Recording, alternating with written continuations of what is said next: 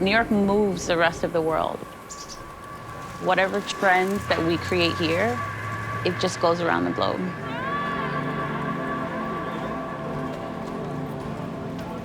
New York shapes culture.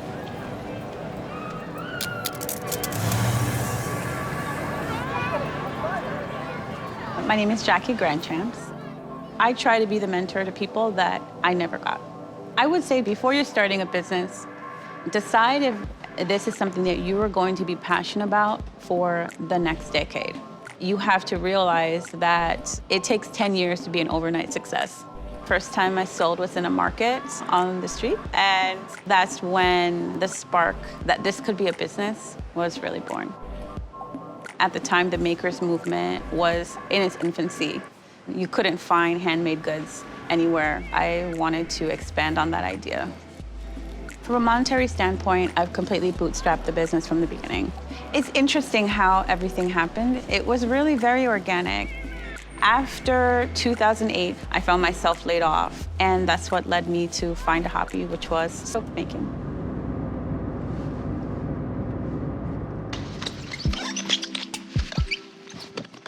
You can see this office is pretty tight.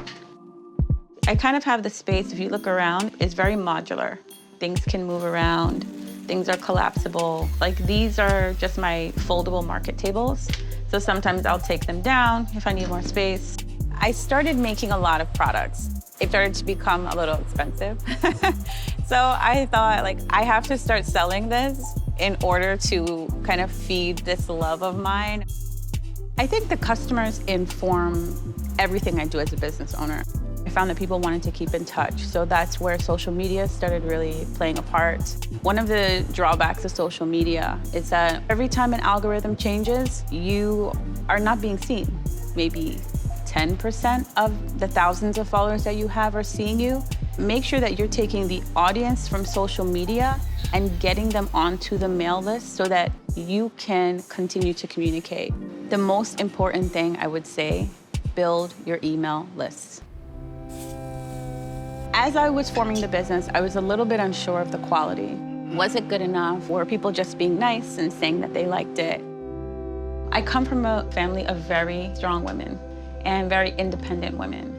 My Aunt Cecile was a woman who loved the best of everything. Anytime she came to visit, your hair had to be in place, your clothes had to be great. She would just kind of give you the once over look, you know, and she didn't have to say a word. You knew that she was gonna say, like, this should be better. It trained us girls to really be aware of, as Black women, how the world would perceive you. It puts a certain pressure on you. But you knew, like, whatever came from her would be the best. I sent her a box, and she tried all the products, and she loved it. And so I decided to name the company after her because with every product I make, even now, if it would not meet her high standards, it goes nowhere. So, sorry. These are my latest batches of soap.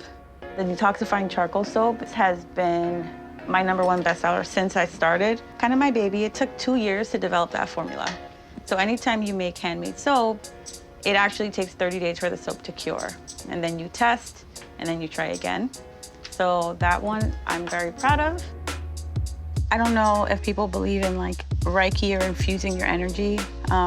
I feel like my energy and my happiness goes into the products and reaches the people. Cecile's is definitely a one-to-one personal business. Canal Street Market had been on my target list for almost 2 years since it opened. It's provided such an opportunity. They represent small brands at trade shows with wholesale. That is the guidance that I need so that I can level up. So in this one is cucumber, rose hydrosol, and then a little bit of witch hazel.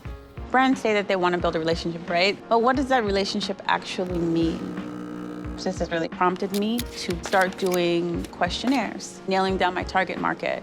It was 150 women. I had a really nice sample size, and I could really understand what people were looking at for skincare. Age-wise, I could understand how many steps was their skincare routine, how important was it. That really informed what kind of products I needed to be creating, and then who those products would be marketed to and how. There is an endless number of apps that automate marketing for you. There's an app that sends you an ad that's pre-made. It actually chooses products for you based on the traffic of your website. So it prioritizes the products that are getting the most attention. Finding a platform that helps to automate all of these functions for you, that's really the power of CRM tools. The light went on, and I'm kind of realizing how much more I can do with that powerful automation. 2020, it was transformative. Seeing the world stand on its feet, millions of people around the world really telling Black people on this planet, like, you are worth something, saying that my Black life mattered. It finally said to me that I could be myself. I don't have to be small anymore. The next step for Cecile's, I think, from here is to get bigger, to start wholesaling. I can see that there is something so big here. It's just motivated me to do more than I thought.